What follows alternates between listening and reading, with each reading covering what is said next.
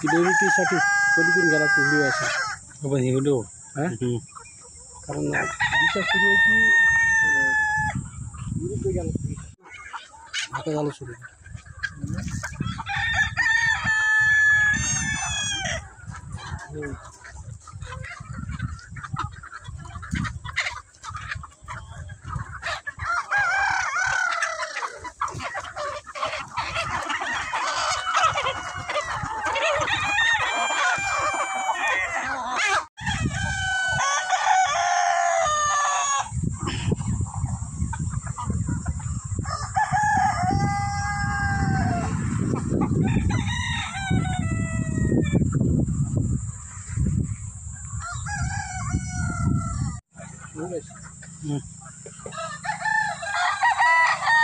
किलोमीटरसाठी पलीकडून गेला तो व्हिडिओ असा बाबा हे व्हिडिओ कारण दिशा सूर्याची विरुद्ध गेला आज आपण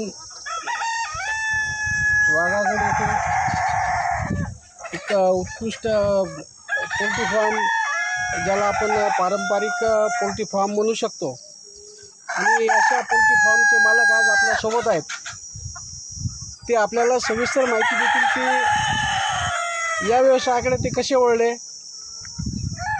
आणि या व्यवसायातून त्यांना किती ज्याला आपण बेनिफिट म्हणतो फायदा म्हणतो तो किती झाला।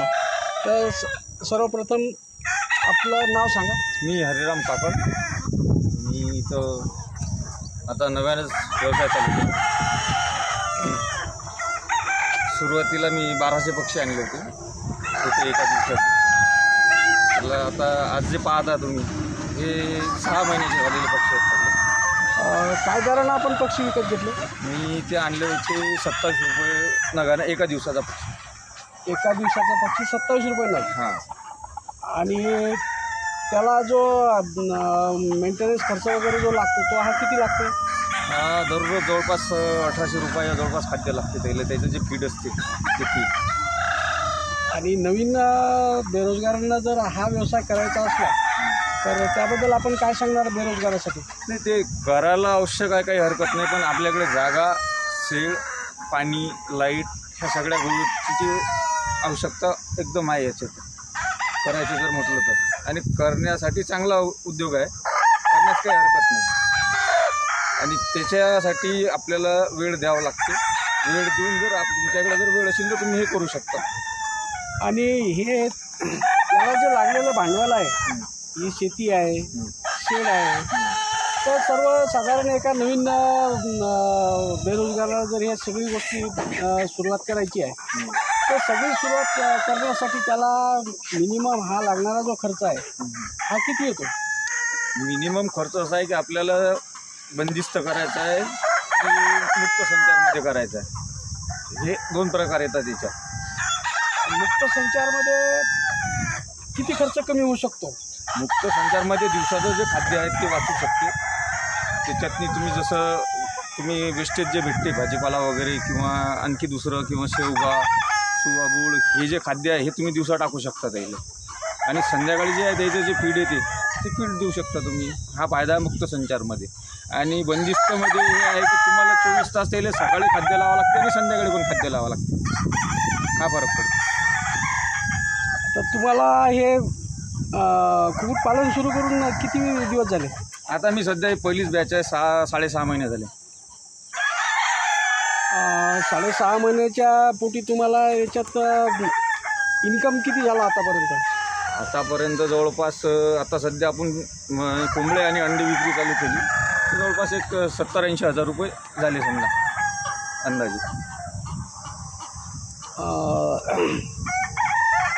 आता याच्यानंतर पावसाळ्यामध्ये तुम्ही किती पक्षी ठेवणार आणि पावसाळ्यामध्ये याच्या जो पालनपोषण आहे तर या पालनपोषणामध्ये काय काय व्यवस्था आवश्यक आहेत याची माहिती सांगा। याच्याबद्दल आता जे आहे पावसाळ्यात शक्यतोवर आपण बाहेर कमीच सोडणार आहे, कारण पावसाळ्यात चिखल राहते, त्यामुळे जास्तीत जास्त सुकलेलं असलं तरच आपण बाहेर काढू, नाही तर आतमध्ये शेडमध्ये ठेवू आणि त्याचं खाद्य अनाज लागते त्यांना धान्य किंवा त्यांचं फीड ते जे काय द्यायचं ते आतमध्ये शेडमध्येच देऊ। आणि या तुमच्याकडे आता जे पक्षी आहेत तर साधारणतः एक 100 पक्षासाठी महिन्याचं खाद्य किती लागते? 100 पक्षासाठी अंदाजे आता जवळपास पकडून चला तुम्ही 10,000 रुपये. एका महिन्याला 10,000चं खाद्य लागते. आणि मुक्त संचारमध्ये जर समजा आपण त्यांना खाद्य द्यायचं नाही म्हटलं आणि मुक्त संचारमध्ये जर त्यांना आपण सोडलं आणि बाहेरचं जर त्यांना खायला द्यायचं म्हटलं तर किती त्याच्यात बचाव फायदा होतो? त्याच्यातनं जवळपास 40-30 फायदा होतो. 30 ते 40% हे फायदा आहे. आणि त्यांचं जे फीड आहे ते फीड द्यावंच लागते त्यांना.